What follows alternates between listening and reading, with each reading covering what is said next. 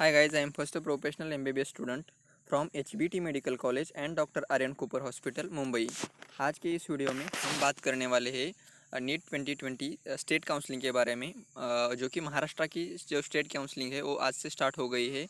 तो उसके अंदर कैसे रजिस्ट्रेशन करना है, कैंडिडेट लॉगिन कैसे करना है, उसके बाद पूरे डॉक्यूमेंट्स अपलोड कैसे करने हैं, डॉक्यूमेंट्स की साइज़ क्या होनी चाहिए, और सबसे पहले इम्पोर्टेंट ये है कि कौन से स्टूडेंट उसको अप्लाई कर सकते हो, क्या अदर स्टेट वाले कर सकते हैं या फिर जिनकी 10th 12th बाहर हो गई है वो कर सकते हैं। वो सभी डाउट्स हमने इस वीडियो में क्लियर किए हैं।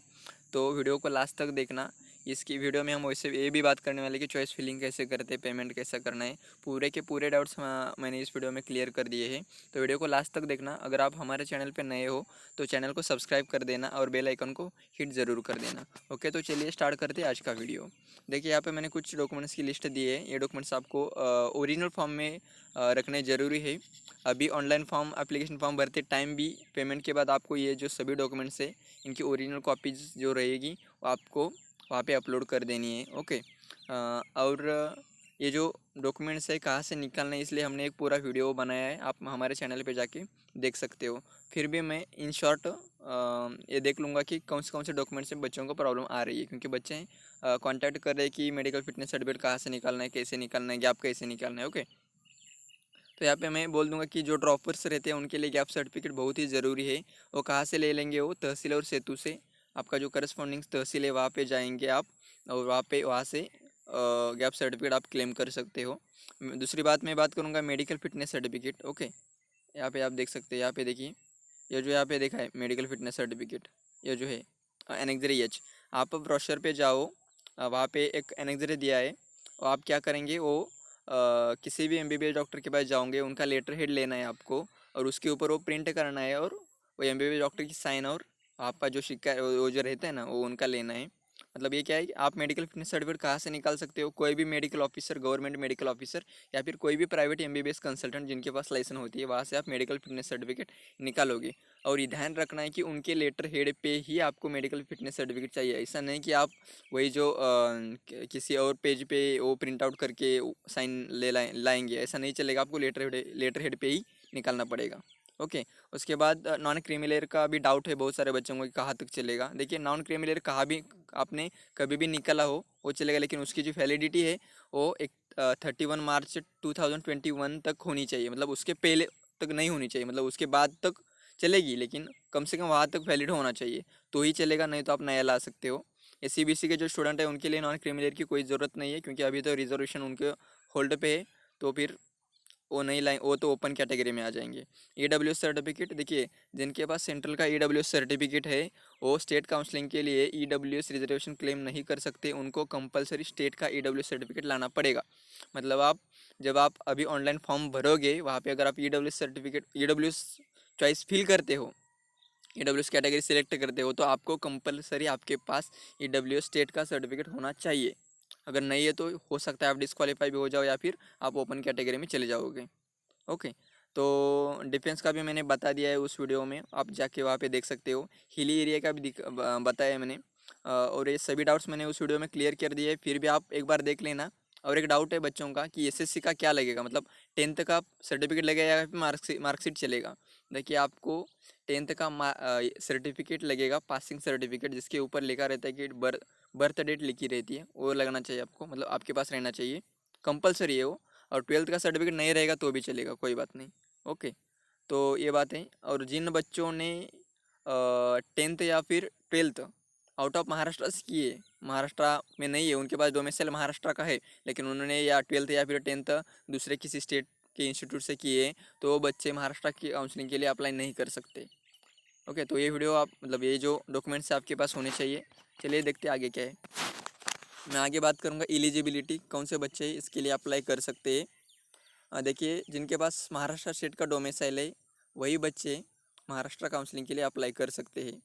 मैं फिर से बोल रहा हूँ, जिन बच्चों के पास महाराष्ट्र स्टेट का जो डोमिसाइल नहीं है वो बच्चे किसी भी हाल में यहाँ पे अप्लाई नहीं कर सकते हो।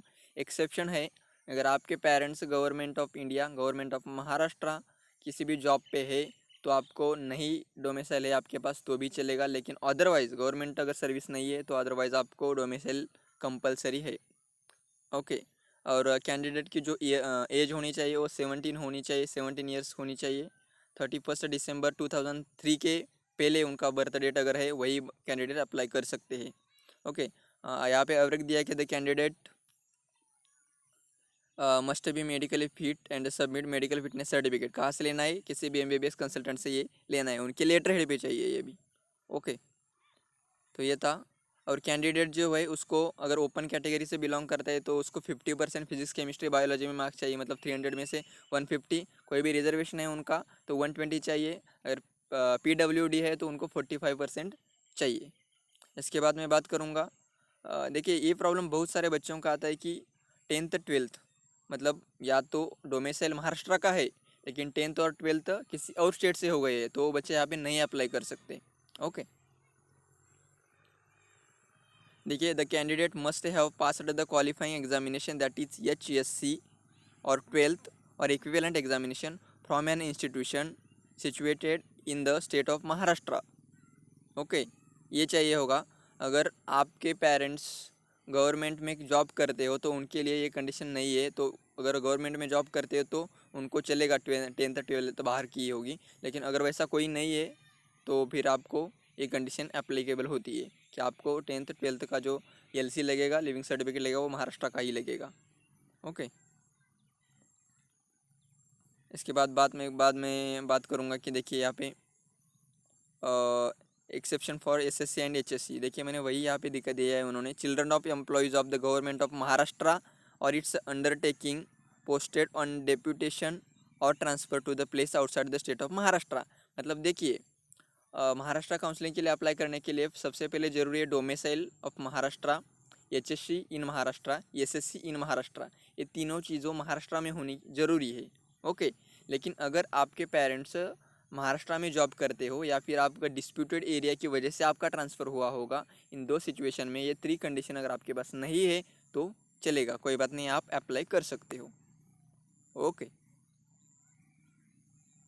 तो ये तो हो गई। कौन से कैंडिडेट एलिजिबल नहीं है? देखिए SSC HSC बाहर हुई है, बाहर महाराष्ट्र छोड़ के बाहर हो गई है तो वो भी एलिजिबल नहीं है। डोमिसाइल जिनके पास नहीं है वो भी एलिजिबल नहीं है। जिनको PCB में 150 से आउट ऑफ 300 कम मार्क्स है ओपन कैटेगरी से, वो भी एप्लीकेबल नहीं है। तो मतलब ये वो एलिजिबल नहीं, अप्लाई ही नहीं कर सकते वो बंदे। ओके, सर्टिफिकेट्स, नेशनलिटी सर्टिफिकेट लगेगा आपको, डोमिसाइल सर्टिफिकेट लगेगा आपको। उसके बाद आपको कास्ट वैलिडिटी लगेगी। जो भी डॉक्यूमेंट्स मैंने पहले लिस्ट दी थी वो सब आपको चाहिए होंगे।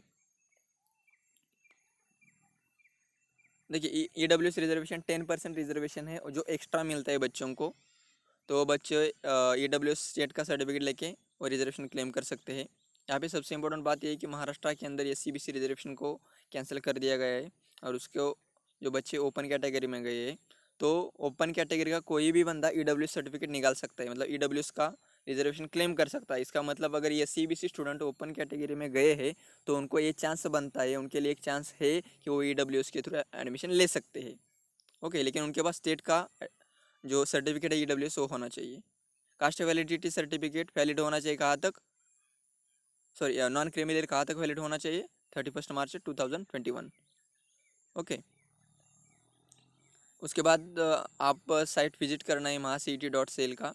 वहाँ पे आपको रजिस्ट्रेशन करना है। आप लॉगिन करोगे, पूरी प्रोसेस जो आपको जो मांगे डिटेल्स वो पूरे भर देने हैं। उसके बाद आपका जो डॉक्यूमेंट्स है वो आपको अपलोड करने होंगे। उसके बाद ऑनलाइन प्रेफरेंस फिलिंग आता है, आपको प्रेफरेंस फिल करने हैं।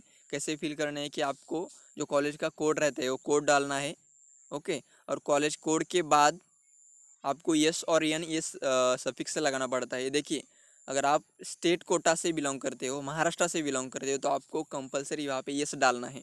गलती से भी ये यन नहीं डालना है आपको। अगर आप गलती से भी किसी भी प्रॉब्लम हो जाए यन डालोगे या फिर सर्वर प्रॉब्लम हो, जो कुछ भी हो, अगर किसी भी कॉलेज के आगे आप यन डालते हो तो इसका मतलब आप NRI कोटा के थ्रू अप्लाई कर रहे हो। तो उसकी फ़ीस जो रहती है वो फ़ीस बहुत ज़्यादा, मतलब बहुत हाई रहती है। 60 लाख पर ईयर भी जाती है वो किसी कॉलेज की, प्राइवेट कॉलेज की फ़ीस। तो आपको वहाँ पे ध्यान रखना है कि आपको कोई भी गलती चलेगी लेकिन यहाँ पे गलती नहीं चलती है। यहाँ पे आपको कंपलसरी यस ही डालना है। यहाँ पे आप पढ़ सकते हो पूरा। कैंडिडेट हुए हो applied for institutional quota in online application form by paying requested fee should select suffix N, मतलब जिन्होंने 5000 रुपीज़ फ़ी पे की है इंस्टीट्यूशनल कोटा के लिए, एनआरआई कोटा के लिए, वो एन डालेंगे, नहीं तो अदरवाइज महाराष्ट्र स्टेट के कैंडिडेट वहाँ पे यस ही डालेंगे। ओके, यहाँ पे देखिए आप जब फॉर्म फिल करोगे ऑनलाइन, जो चॉइस फिल करोगे उसके बाद आपको लॉक करना है। सबमिट करने के बाद एक सिलेक्शन लिस्ट आती है। सिलेक्शन लिस्ट में आपके नाम के आगे जो आपने चॉइस फिल किया उनमें से अगर कॉलेज लगता है तो कॉलेज का नाम आ जाएगा। आपको कॉलेज विजिट करना है, वहाँ पे सभी डॉक्यूमेंट्स देने हैं। ओके, इससे पहले डॉक्यूमेंट वेरिफिकेशन की प्रोसेस हो जाएगी। आपको कॉलेज विजिट करना है, जो आपकी जो फीस रहेगी वो डीडी के फॉर्म में आपको कॉलेज को देनी है। उसके बाद देखिए स्टेटस रिटेंशन फॉर्म एक होता है। क्या होता है कि मान लो मैंने कॉलेज 10 कॉलेज डाले, उनमें से मेरे को 7वां कॉलेज मिल गया है। मान लो 7वां कॉलेज कौन सा है कि सोलापुर का कॉलेज है, मान लो फॉर एग्जांपल के लिए। अगर मुझे वही कॉलेज चाहिए तो मैं वहाँ पे एक रिटेंशन फॉर्म रहता है कॉलेज का, तो मैं रिटेंशन फॉर्म भर दूंगा। मतलब मैं वहाँ से प्रोसेस से आउट हो जाऊँगा। मतलब मुझे वो कॉलेज मिला है तो मैं अपग्रेडेशन के लिए नहीं रुकूंगा, वही कॉलेज फाइनलाइज कर दूंगा। उसे बोलते हैं स्टेटस रिटेंशन। जब मैं स्टेटस रिटेंशन फॉर्म भरता हूँ तो मैं आगे उसके आगे की जो मॉपअप राउंड या फिर सेकंड लिस्ट जो कैप राउंड रहते हैं उसके लिए मैं एलिजिबल नहीं रहूँगा। ये रहता है स्टेटस रिटेंशन फॉर्म। अगर आपको वही कॉलेज चाहिए तो आप भर सकते हो या फिर आप प्रोसेस में रह सकते हो। ओके, मॉपअप राउंड ये क्या होता है कि गवर्नमेंट कॉलेज के लिए फर्स्ट राउंड लगता है, सेकंड राउंड लगता है, उसके बाद जो रहते हैं वो मॉपअप राउंड रहते हैं। जो वैकेंट सीट रहते हैं उनके लिए मॉपअप राउंड रहते हैं। यहाँ पे मैं देखूंगा कि कौन से बच्चे मॉपअप राउंड के लिए एलिजिबल है। देखिए, all candidates admitted in first round, second round and secured the admission but not filled the status retention form in the respective group. मतलब अगर आपको फर्स्ट लिस्ट में कॉलेज मिला है, सेकंड लिस्ट में या वो अपग्रेड हुआ होगा या फिर वही रहा होगा या फिर दूसरा कॉलेज मिला होगा, लेकिन आपने रिटेंशन फॉर्म नहीं भरा है, तो आप थर्ड मॉपअप राउंड के थर्ड जो राउंड है मॉपअप उसके लिए एलिजिबल रहोगे। उसके बाद all the candidates who are wait listed and to whom choice was not available during first and second round, जिनको फर्स्ट राउंड सेकंड राउंड में सीट ही नहीं मिली, कोई कॉलेज ही नहीं मिला, वो बच्चे भी एलिजिबल रहेंगे मॉपअप राउंड के लिए। अब यहाँ पे हम ये भी देखेंगे कि कौन से बच्चे मॉपअप राउंड के लिए एलिजिबल नहीं रहेंगे। Not eligible for mop up round, candidate to whom a seat has been allotted, जिनको सीट मिली है लेकिन उन्होंने सीट ली ही नहीं, मतलब वहाँ पे रिपोर्ट ही नहीं किया है, वैसे बंदे नहीं एलिजिबल रहेंगे। उसके बाद the candidate who has field retention form, जिन्होंने मैंने पहले ही बोला था रिटेंशन फॉर्म भरोगे तो प्रोसेस आउट हो जाएगी, मॉपअप राउंड तक आप रुको ही, मतलब उस प्रोसेस में रहोगे ही नहीं।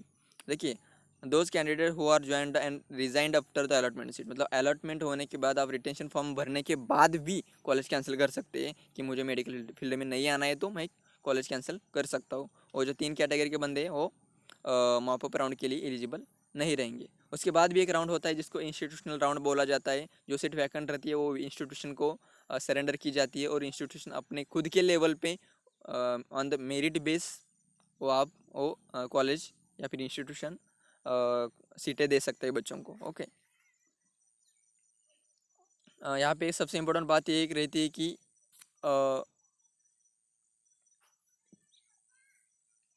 ओके, देखिए क्या कि रिजर्व कैटेगरी के कैंडिडेट ईयर मार्किंग सिलेक्ट कर सकते हैं। जब आप चॉइस फिल करोगे उसके ऊपर सबसे इंपॉर्टेंट बात आएगी वो ईयर मार्किंग की रहेगी, और बहुत सारे बच्चे इसमें कंफ्यूज होते रहते हैं ईयर मार्किंग क्या सिलेक्ट करनी है। देखिए, फॉर एग्जांपल मान लो मैं एससी कैटेगरी से बिलोंग करता हूँ, ओके, लेकिन मुझे अच्छे मार्क्स है, अगर मैं ईयर मार्किंग ओपन सिलेक्ट करूँगा, देखिए यहाँ पे अगर मैं इफ़ ही और she opts for the reserve category he she will be deemed to have admitted as an open category. मतलब अगर ईयर मार्किंग के हेडिंग के आगे अगर मैं रिजर्व कैटेगरी सिलेक्ट करूंगा तो मुझे सीट कौन सी मिलेगी, ओपन वाली सीट। मतलब मैं कौन सी सीट के लिए अप्लाई करूंगा वहाँ से वहाँ पे ओपन की, मतलब मुझे ओपन की सीट मिलेगी और रिजर्व कैटेगरी अंदर मेरी जो सीट है किसी दूसरे मेरे कैटेगरी के बच्चों को मिलेगी।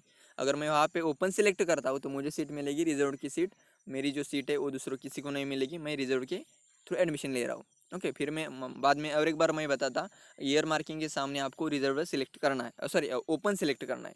रिजर्व करोगे तो भी कोई प्रॉब्लम नहीं आएगा, लेकिन आपको सिलेक्ट करना है ओपन। ओके, उसके बाद आपको डीडी के थ्रू फीस पे करनी है।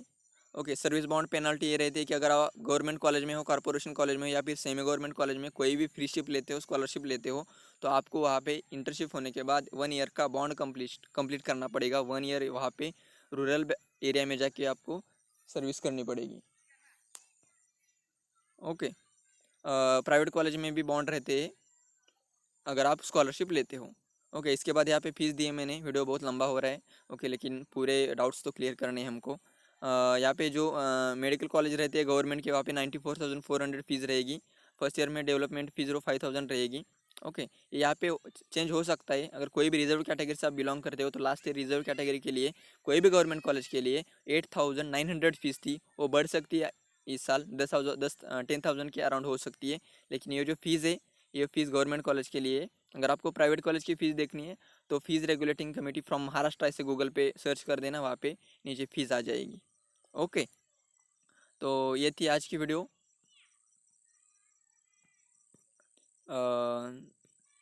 यहाँ पे देखिए, आप प्रीशिप स्कॉलरशिप के लिए अप्लाई कर सकते हो, तो आपकी जो आपकी कैटेगरी के अकॉर्डिंग फ़ीस कम हो जाएगी। तो थैंक यू सो मच, आपने पूरा वीडियो देखा हो तो। अगर आपको वीडियो अच्छा लगे तो लाइक करो, शेयर करो एंड सब्सक्राइब करो। देखिए, काउंसलिंग मोस्ट इंपॉर्टेंट प्रोसेस होती है, तो चॉइस फिल करते टाइम बहुत सारी चीज़ें ध्यान में रखना है। और जो डॉक्यूमेंट्स आप अपलोड करोगे उसकी जो साइज़ रहेगी वो 250 to 300 KB के नीचे होनी चाहिए, वहाँ पे आपको ध्यान देना है। ओके, आप जो साइन करोगे या फिर फ़ोटो अपलोड करोगे, सभी चीज़ों पे ध्यान दीजिए। और अगर आपको कोई भी डाउट हो, वीडियो बहुत लंबा हो गया तो मैं वीडियो को अभी कंप्लीट करूँगा। तो अगर आपको कोई भी डाउट बचा है, कोई भी डाउट मैंने अगर इस वीडियो में नहीं क्लियर किया है, कोई भी डाउट है, तो आप मुझे इंस्टाग्राम पे, मैंने नीचे लिंक दिया डिस्क्रिप्शन में, इंस्टाग्राम पे पूछ सकते हो, या फिर मुझे कमेंट सेक्शन में आप पूछ सकते हो। Thank you so much.